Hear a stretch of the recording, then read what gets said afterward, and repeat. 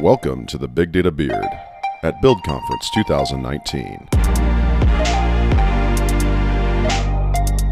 Hi, everybody. This is Cory Minton with the Big Data Beard, and we are at Microsoft Build Conference in beautiful Seattle, Washington. And I'm excited to have sort of a celebrity with us today. Hardly. Eric Boyd. So, Eric, before we get to your role with Microsoft, I understand that you and Brett actually have something in common besides Boston. It's actually a little bit of an involvement in a movie called 21. Oh, I didn't know he was So involved. Brett was an extra, but I think you might have been more important in this story. I mean, important in the story. It's my 15 minutes of fame. But the movie's really about my good friend Jeff much more than it is me. But yes, I played on the MIT Blackjack team with Jeff and a number of other people as well that they made into the movie 21, which is complete fiction. Yeah. So it didn't work out that way. I mean, it's complete fiction. That's awesome. So card counting is as hard as I think it is, or is it pretty easy? It's pretty easy. Yeah? I every year in the Microsoft Give campaign, I auction off blackjack lessons, and so I can teach someone in about an hour how to count cards. Doesn't Really? take that long. Cory, for you, it's always going to be hard. Let's be honest. True. I can't count very well, so that's the problem. Does require counting. That's an important skill. Well, very cool. Well, Eric, why don't you tell us a little bit about what you do for Microsoft? Sure. So I run the Azure AI team. The Azure AI team is the team that really brings all of the AI platform pieces together for our customers. We started this team, really focused internally. Microsoft has been doing AI for a long time, both on the research side. We've been doing it 27 odd years, but internally for our internal customers like Bing and Office, and you really can't do those systems without AI. And so we needed to build the tools for how 1,000 developers can collaborate on a model for, the life cycle of an AI model, right? And what we're now talking about is ML ops. Like we've had to struggle with that for years. Mm-hmm. And so we built those systems internally, and now we're bringing them externally as a part of Azure Machine Learning to our customers. And we also, with that, provide a number of sort of high quality pre-trained models, again, that usually we've built for internal purposes. Things like if you want to do speech to text, if you want to do anomaly detection, things like that, we have a packaged, service you can just call straight off of that. Very cool. So the strategy started internal early, but give me a picture of what the general Microsoft strategy, when you talk with leaders around Microsoft, and Microsoft's a big place, right? And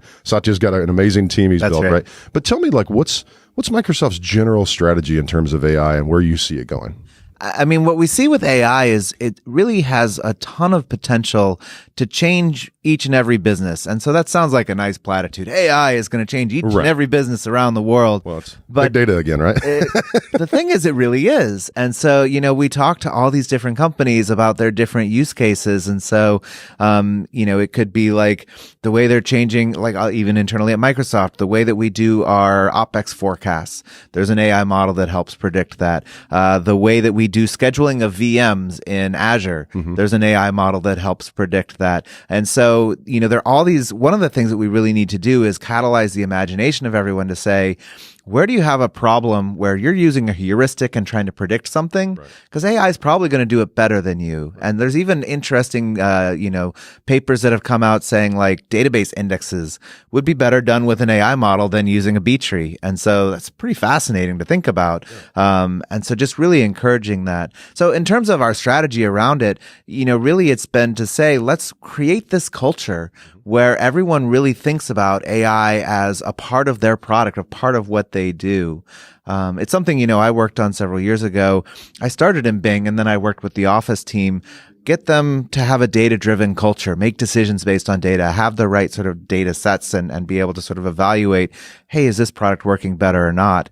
And then from there, now that you have that, now you can go and build AI models to do really the things that Office is announcing in AI. Yeah. PowerPoint Designer, which I think is fantastic, is just sort of the tip of the iceberg from all the other things they can go do with that. So how do you spark that from a leadership perspective? How do you spark that imagination and creativity? Because I see that constantly where people struggle with accepting that AI can solve these problems. Yeah. What are some of the basics, the basic kind of tenets that you've used to spark that creativity, to spark the, move towards being a data-driven culture? Part of it is AI sounds scary, right? I have to go and build an AI model. I got to do, partial differential equations to back propagate through a neural net. That sounds really hard. It's scary. It is. It's scary. I studied that in college and I don't want to do it anymore. I know, right? And linear algebra, that stuff seems really bad. Yeah.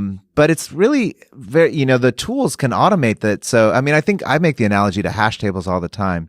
hash tables are pretty complicated. There's a universal hashing function, and I got to deal with collision, and nobody thinks about that. They just use it. Yeah. And so AI increasingly is becoming like that. With Azure Machine Learning, there's automated ML, which takes basically all the work out of doing machine learning. And so as we start showing that to different teams and saying, here's how you can build a model, try it, and really just getting them over that hump of trying it, then they start to, find their own use cases and places that they can do things with. For sure. Yeah. So you have Azure Machine Learning, and then you also have cognitive services, That's which right. you talked earlier with the speech to text and some really cool things that came out yesterday that I want to dive into in a minute.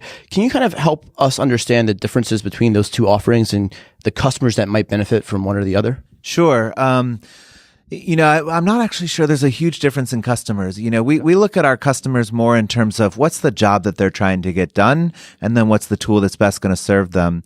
And so you could look at cognitive services and something like that and say that's going to be best for people who actually don't know how to build their own AI models because it's a pre-built model. Mm-hmm. But we've actually seen a lot of cases where some of these services are becoming commoditized, like take speech to text. We've talked to companies that have experts at data science building their own speech to text models, and they're not going to do it anymore. They're like, this is a huge cost for us. It requires a ton of training data and labels, and Microsoft does it better than we do. And so, we've won a ton of customers just from that. So cognitive services is great for anyone who just wants to go and call and get AI just right out of the box. But I don't know that that's specific to, I'm a developer and don't know how to do it, or I'm a sophisticated data scientist. It's what do I want to do, and is this getting the job done for me? Okay. And then from there you have the Azure Machine Learning, and that's right. Step up. So the Azure Machine Learning platform is for people who want to build their own models. And again, we target really everyone. We're really looking to simplify the experience for everyone, regardless of skill level. And so if you're, again, a sophisticated expert in data science and you have your favorite tools, you can use them. And so Azure Machine Learning is a Python-based SDK that will integrate directly into your Jupyter notebook and anything you want to go do. And you can go use and be super productive managing, your iterations and workflow and managing the whole end-to-end life cycle of AI ops, of ML ops. As well, if you're a novice, there are tools that, we announced yesterday that we have automated machine learning with a user interface that you can go and develop with, it's a no-code environment for doing machine learning. And so, but the difference really in cognitive services and machine learning platform is cognitive services are pre-built models, and machine learning platform is what you use to build a model. So help me understand, because this build is a developers conference. That's right. So when developers think about using Microsoft, their first gateway into Microsoft AI should be cognitive services. Is that right? Again, it depends. When you say developer, people have some lenses that they put on people. There's been this distinction between, I'm a developer or I'm a data scientist, and those are different personas. I don't see them as that different. I see them rapidly colliding. Data scientists are becoming very good at writing code and deploying it to production. And developers are learning, hey, I can do this AI stuff. It's not that hard. And so if you're a developer, I would say it depends on what you're trying to do. If you're trying to build a model, you should start with Azure Machine Learning. Mm-hmm. If you're trying to deploy a service and we have a cognitive service that works for you, you should start with a set of cognitive services. Gotcha. So how do organizations deal with when they think about deploying or using these capabilities? There's this idea of data gravity where there's large amounts of data that probably not as much in the calling an API, obviously cognitive services, but in building and training these models. How do organizations deal with this idea of, I may have data in a private cloud, I may have some data in Azure, I may have it in other places. How's Microsoft helping organizations deal with that challenge of how do I get the data to the processing and application services I want? There are a number of different ways that we can help with that. For starters, we have a wide suite of, data tools, from our data team, and things like Azure Data Factory, which are really great for automating the motion of data from one place to another. Mm-hmm. But another thing that we focus on a lot is enabling companies to, really run AI wherever they need to. And so, Satya even mentioned this example with Kroger. Kroger takes video of the stores, and there's a tremendous amount of video that they don't always want to ship to the cloud. Maybe they only want to ship the important, hey, I think someone's shoplifting or something. Right. So we've, with Azure Machine Learning and with our cognitive services, you can package that in a standard Docker container and you can run it on-prem, wherever you need to, at the edge. And so that's one of the key things that we're focusing on with our customers is how can we help them bring AI to where they are as opposed to them needing to always bring everything to the cloud? For sure. So there's been a number of announcements, but we're not going to go through all of them in this conversation. Yeah. I'm curious from your perspective and what your team's doing. What are the announcements that you're most excited about that have happened in the last 24 hours? Yeah. Boy, it's a huge list. I mean, I think that, I'll probably take it in a couple of chunks. On the machine learning platform itself, we've done a lot to really simplify the process of building AI and to make it an end-to-end story. And so I talked about some of the user experiences that we've put together, some drag and drop experiences to really simplify the process of making ML models. As well, our focus on this end-to-end life cycle that we're calling ML Ops. We've made a ton of integration with Azure DevOps to really manage the whole life cycle of I've built a model, deployed it, and now I need to go back and iterate through. And companies are just now figuring out that that's a lot of work, that, it's sort of like I deployed my first application and now I have to maintain it. Mm-hmm. Yeah, you need tools to help with that. So I'm really excited about that. I don't see anyone else focusing on that problem, and I think we're going to help a lot of customers with it. I think on the cognitive services side, there are a couple that I think are really exciting. One is Personalizer, which is a reinforcement learning based approach for doing personalization. We've been doing it with Xbox for years, and we're really excited to bring that out. And another is Form Recognizer, which, companies have so many documents, and to be able to take those documents and turn them effectively into entries in your database, super powerful. So I think those are probably the highlights for me. Yeah, I like that one. I also like the ability to add more industry or company-specific data to create jargon for the speech-to-text. Oh, absolutely. I thought that was a really cool demo. I was really excited that at least 80% of the conversations yesterday had some type of AI theme or analytics theme to it, whether it was new products to help customers or just woven into the current portfolio. I also saw a lot of the customer stories being analytics or AI-centric. Yeah. What was your favorite story from yesterday? Wow, gosh, there's so many stories. There were. It's a hard question. I have at least 5 or 6 that are mine. What would be a favorite? I mean, so I've worked a lot with Starbucks, and so the deep brew stuff that they have been working on, very exciting to see that really light up. And I think that's something consumers can really resonate with, because they can sort of see, this is something I can reach out and touch on a daily basis. Another, in my session, I did a demo with Fermilab. Fermilab is literally trying to figure out why there is matter and not matter, right? Why is all this stuff here? Yeah. Man, those questions are so fascinating. And so we work with them to help use Azure Machine Learning to produce AI models and to use FPGAs to accelerate the inferencing of it, because they generate so much data off those massive particle collisions at the Large Hadron Collider. And so they're just a fascinating customer. It's partly because I wish I was a particle physicist at that spare time. Secret wish. Yeah. I'm not sure I'm smart enough to pull that off, but it's really interesting. So very cool. So when you think about the next, call it 12 to 24 months, and what you're helping the broad Microsoft leadership team, but specifically around the AI platform, what's next for you guys? So what are you focused on in the next 12 to 18 months? Again, not on so much about product, but strategically, what are you trying to accomplish? Yeah, I mean, AI is still at stage 1 for most enterprises, for even large parts of Microsoft. And so it's really helping understand what is it going to take to scale and grow AI to have the full impact it can have. And there are a number of dimensions that we're looking at it. Innovation is a huge one. This space is moving so fast. And there are new models where, some of the new most interesting things are either unsupervised reinforcement learning or these unsupervised text models.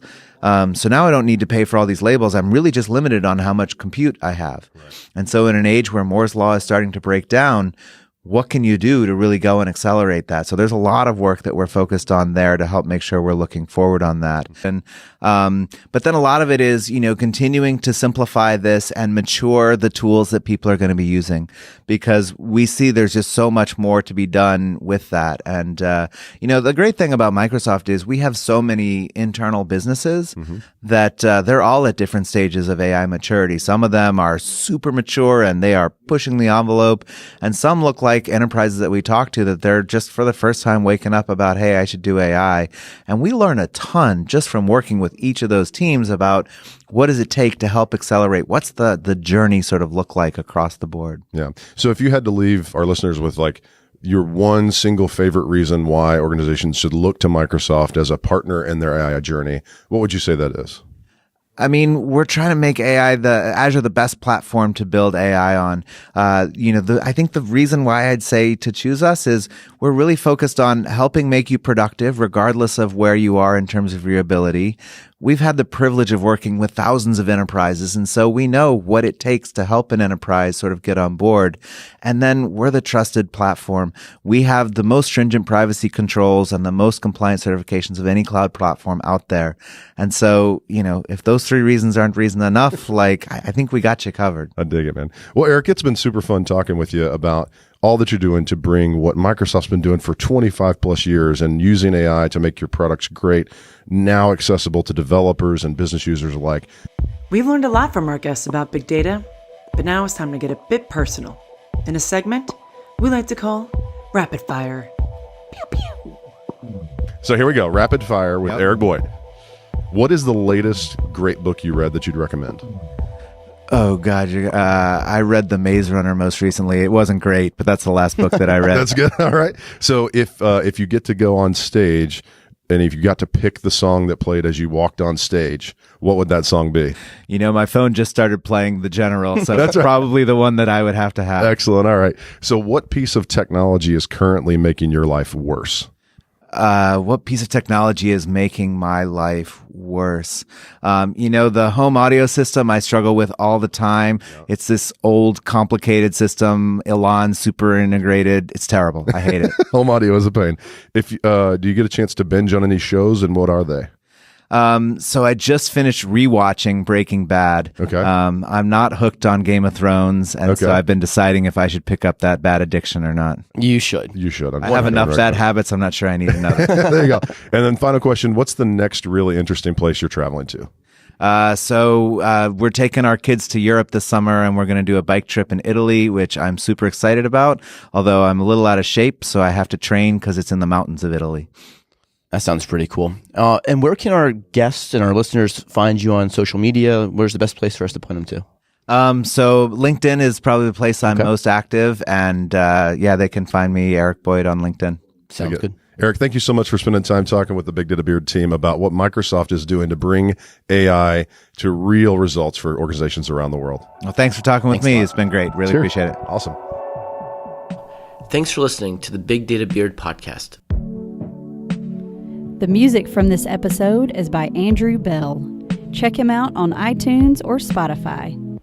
Be sure to smash that thumbs up button so we can keep the episodes coming. Until next time, keep being awesome.